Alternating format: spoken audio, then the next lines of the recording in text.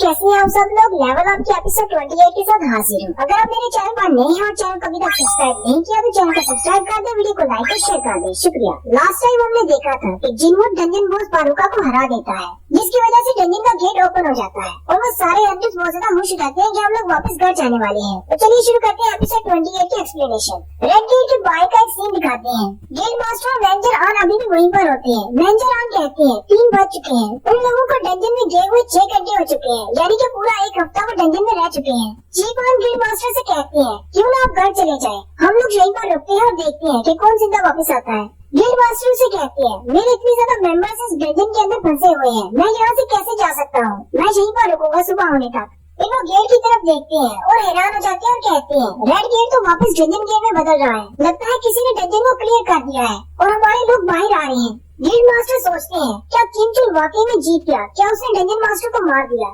लेकिन वो ये देखकर बहुत सा हैरान हो जाते हैं और कहते हैं ये सब लोग तो कमजोर हंटर्स हैं। वो सारे हंटर्स रोते हुए डंजन में से बाहर निकल रहे होते हैं। उन तीनों हंटर्स के बाद जिनवू और हानसोंग भी बाहर निकलते हैं। चीफ आन बहुत ज्यादा खुश हो जाते हैं और कहते हैं मुझे लगा ही था जिनवू लाजमी तौर पर बाहर निकलेगा। उन सब के बाहर निकलते ही डंजन का गेट भी गायब हो जाता है। सेकंड वेंजर आगे बढ़ते हैं और कहते हैं किम चुल का क्या हुआ, किम चुल कहाँ पर है। वो सभी इनको देखकर हैरान होते हैं और कहते हैं क्या सिर्फ तुम ही लोग बच पाए हो, सारे बी रैंक के हंटर कहाँ गए और किम चुल कहाँ पर है। पार्क ईजिन उनसे कहती है सिर्फ हम लोग ही बच पाए हैं। गिल्ड मास्टर बहुत ज्यादा हैरान हो जाते हैं और कहते हैं ये सारे तो वीक हंटर्स हैं, इनमें सिर्फ एक बी रैंक की हंटर है, ए रैंक का हंटर भी नहीं बच पाया। भाई डंजन के अंदर ऐसा हुआ क्या। जिनवू बहुत ज्यादा गुस्से में होता है और हानसोंग से कहता है चलो घर चलते हैं, मैं रास्ते में तुम्हें तुम्हारे घर छोड़ दूंगा। जिनवू जैसे जाने लगता है गिल्ड मास्टर के कंधे पे हाथ रखते हैं और उसे कहते हैं यहीं पर रुको, मुझे तुमसे कुछ पूछना है।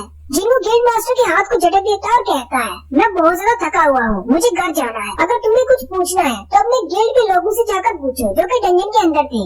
गिल्ड मास्टर को गुस्सा आ जाता है और वो जिनवू के कंधे को दबाकर पकड़ते हैं और कहते हैं मैंने रिक्वेस्ट नहीं की, ये एक ऑर्डर है, मेरा नाम युनहू है और मैं व्हाइट टाइगर गिल्ड का मास्टर हूँ। इस बार गिल्ड मास्टर और भी गुस्से के साथ जिनवू से कहते हैं मेरे 9 लोगों ने अपनी जान गंवाई है, गिल्ड मास्टर होने के नाते मेरा पूरा हक बनता है कि मैं तुमसे सवाल पूछूं।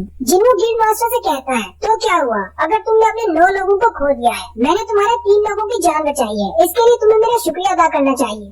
गिल्ड मास्टर जिनवू से कहते हैं ठीक है तुम बिल्कुल ठीक कह रहे हो, मुझे माफ कर दो, मैं बहुत ज्यादा गुस्सा हो गया। फिर जिनवू और हानसोंग जाकर अपनी गाड़ी में बैठ जाते हैं। गिल्ड मास्टर आगे बढ़ते हैं और पार्क ईजिन के पास जाकर कहते हैं ये लड़का कौन है और आई ये इतना ज्यादा गुस्से में क्यों है। पार्क ईजिन गिल्ड मास्टर से कहती है इसका नाम संग जिनवू है, पता नहीं क्यों लेकिन ये गुस्से में है। जब इसने डंजन के अंदर डंजन में उसको मार दिया तो ये उसकी बॉडी के ऊपर खड़ा होकर बार बार उसे जागो जागो कह रहा था, लेकिन वो उठ नहीं रहा था, इस वजह से ये बहुत ज्यादा गुस्से में है। चीफ आन आगे बढ़ते हैं और गिल्ड मास्टर से कहते हैं मास्टर मुझे माफ कर दे, वैसे ये लड़का बुरा नहीं है, मुझे लगता है कि वो थका हुआ है इसीलिए ऐसा बिहेव किया उसने। गिल्ड मास्टर से कहते हैं कोई बात नहीं, असल मसला ये है कि तुमने अभी तक उसे अपने गिल्ड में रिक्रूट क्यों नहीं किया, क्या तुमने उसका कॉन्फिडेंस नहीं चेक किया, उसने मेरे हाथ को कैसे झटक दिया, हालांकि उसे पता है कि मैं एक एस रैंक का हंटर हूँ। इस तरह का हंटर हमें अपने गिल्ड में चाहिए, जल्दी से उसे अपने गिल्ड में ले लो। चीफ आन उनसे कहते हैं मैं अपनी पूरी कोशिश करूंगा। गिल्ड मास्टर कहते हैं कि पूरी कोशिश नहीं करनी, तुम्हें मेरी फुल सपोर्ट हासिल है, चाहे कुछ भी हो जाए, चाहे कितना भी पैसा खर्च करना पड़े, उसे मेरे गिल्ड में लेकर आओ। चीफ आन में खुश हो जाते हैं और कहते हैं मैंने बिल्कुल ठीक फैसला किया था, ये लड़का वाकई में हास है। नेक्स्ट सीन जिनवू का दिखाते हैं। जिनवू गाड़ी में बैठा होता है और बहुत ज्यादा गुस्से में होता है। जिनवू कहता है कि मैं बारूका की बॉडी को अपने लिए शैडो नहीं बना पाया, वो सिर्फ इसलिए क्योंकि बारूका बहुत ज्यादा पावरफुल था। क्या वाकई में मैं उससे इतना ज्यादा कमजोर हूँ कि मैं उसको अपना शैडो सोल्जर नहीं बना पाया है, ये तो बहुत ज्यादा बुरा हुआ, लेकिन साथ ही वो अपने पास से हंजर निकालता है जो कि सिर्फ बारूका से मिला है। जिनवू कहता है चलो शुक्र है मुझे ये हंजर तो मिला। जिनवू हानसोंग को उसके अपार्टमेंट के बाहर उतारता है और कहता है तुमने आज बहुत ही अच्छा किया, जाकर रेस्ट करो। जिनवू जैसे ही जाने लगता है हानसोंग उसे कहती है बात सुनो। हानसोंग अपना सर झुकाती है और कहती है आपका बहुत बहुत शुक्रिया, आज मुझे बहुत कुछ सीखने को मिला। फिर हानसोंग वापस अपने घर चली जाती है। जिनवू टाइम की तरफ देखता है और कहता है 3:50 हो चुके हैं, अभी तो मेरे पास सोने का भी वक्त नहीं क्योंकि सुबह हो चुकी है, आज फिर से मुझे जिन्हो के साथ रेड पर जाना होगा। नेक्स्ट सीन जिन्हो के अपार्टमेंट के बाहर का होता है। जिन्हो एक कैब बुक करके वहाँ पर आता है।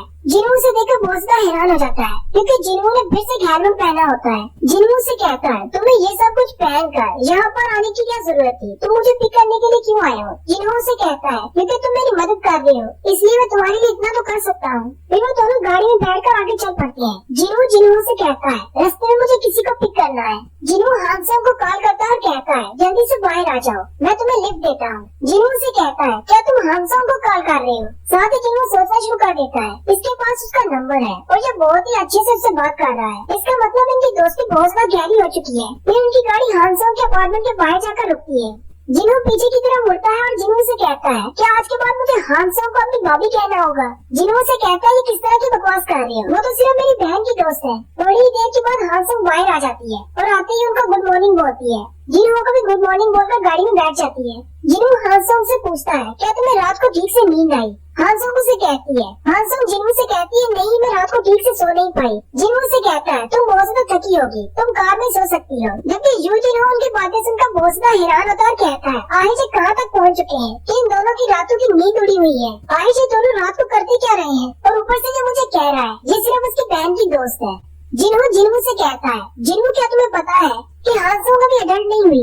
जिन्हू से कहता है हाँ मुझे पता है, इस बात का क्या मतलब है? जिन्हू से कहता है बस भूल जाओ, मैंने बस ऐसे ही कहा। जिन्हू से कहता है चलो फिर जल्दी चलते हैं और डंजन को क्लियर करते हैं, आज हमारा लास्ट दिन है। आज तुम्हारी 19 रेड कंप्लीट हो जाएंगी। नेक्स्ट सीन डंजन के अंदर का होता है। डंजन के अंदर उनका सामना स्टोन मॉन्स्टर्स के साथ होता है, लेकिन जिन्हू और जिन्हू दोनों साइड पर खड़े होते हैं जबकि जिन्हू के शैडो मॉन्स्टर्स उनके साथ फाइट कर रहे होते हैं। जिन्हू से कहता है ये सारे शैडोज कौन है? क्या ये भी तुम्हारा कोई नया स्किल है? जिन्हू कहता है जिन्हू पहली बार इनको देख रहा है। जिन्हू से कहता है ये मेरा नया स्किल है। जिन्हू हैरान हो जाता है और कहता है अपने स्किल के साथ तुम इन शैडोज को बुला सकती हो, कैसे वाकई हो सकता है? जिन्हू से कहता है ये थोड़ा सा कॉम्प्लिकेटेड है, तुम समझ नहीं पाओगे, इसलिए रहने दो। जिन्हू ने आधे सोल्जर्स को फाइटिंग में लगाया होता है जबकि आधे सोल्जर्स वहाँ से माना क्रिस्टल्स को इकट्ठा करके बैग में भर रहे होते हैं। जिन्हू से कहता है प्लीज मुझे भी कुछ काम करने दो, मुझे क्रिस्टल को इकट्ठा करने दो, मुझे तो बिल्कुल ऐसा ही लग रहा है जैसे मैं बिल्कुल बेकार हो चुका हूँ। जिन्हू कहता है अब जबकि मेरे पास शैडो सोल्जर्स हैं, इनके साथ मैं किसी भी डंजन को बहुत जल्दी क्लियर कर सकता हूँ और जिन्हू के साथ मेरा कॉन्ट्रैक्ट भी खत्म हो जाएगा और यहीं पर एक नई कहानी स्टार्ट हो रही है। एक बहुत ही अमेजिंग सा टर्न आ रहा है। Next scene eastern United States का होता है जहाँ पर एक ए रैंक की डंजन होती है। वहाँ पर एक ए रैंक का हंटर जो कि एक गोरा हंटर होता है जिसका नाम जेम्स होता है, वो बहुत ज्यादा घबराया होता है।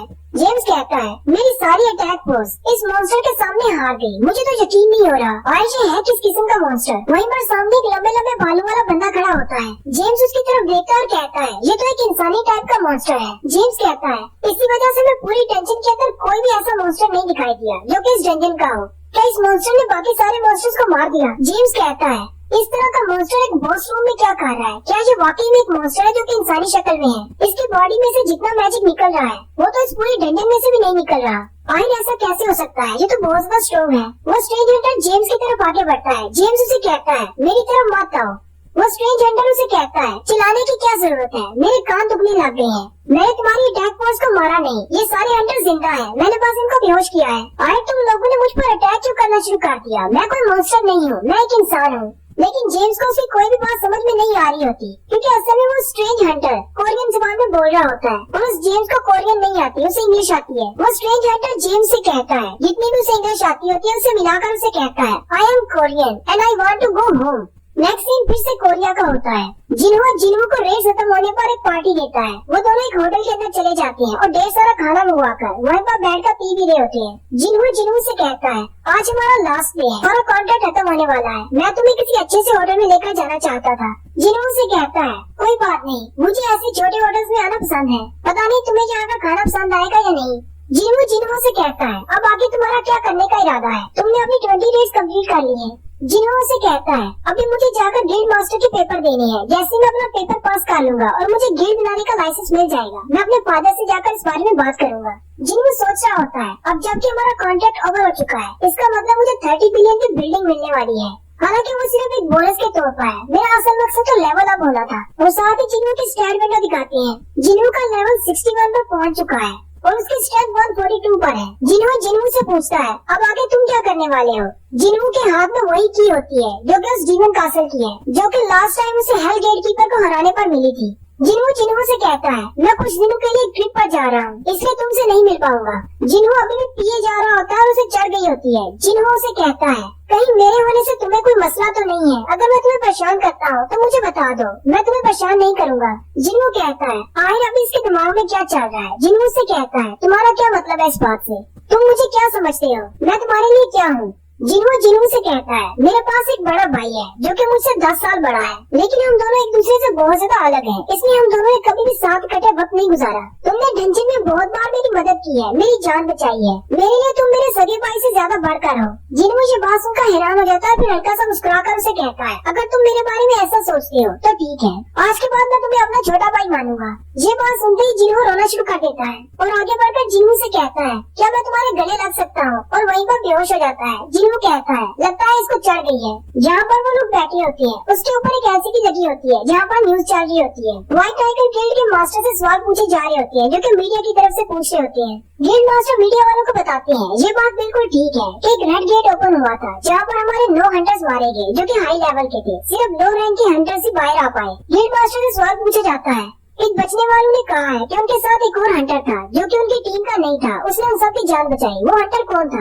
गिल्ड मास्टर उनसे कहते हैं तुम लोगों की इन्फॉर्मेशन बहुत ज्यादा गलत है, वहाँ पर कोई भी आउटसाइड का बंदा नहीं था, सिर्फ हमारे मेंबर थे और मुझे बस इतना ही कहना है। और साथ ही वो वहाँ से चले जाते हैं और न्यूज खत्म हो जाती है। जिन्हों कहता है इसका मतलब ये सारे लोग मुझे कवर करने की कोशिश कर रहे हैं, और यहीं पर हमारी एपिसोड 28 का एंड होता है। नेक्स्ट एपिसोड में देखेंगे कि वो स्ट्रेंज बंदा कौन है। इसके अलावा जिन्हों डीमन कासल के अंदर जाएगा और जेचू आइलैंड जो कि एस रैंक के डंजन की वजह से तबाह हो गया था उसके बारे में बताया जाएगा। वीडियो की एक्सप्लेनेशन अच्छी लगी हो तो कमेंट करके जरूर बताएं। चैनल को सब्सक्राइब कर दें, वीडियो को लाइक और शेयर कर दें। शुक्रिया।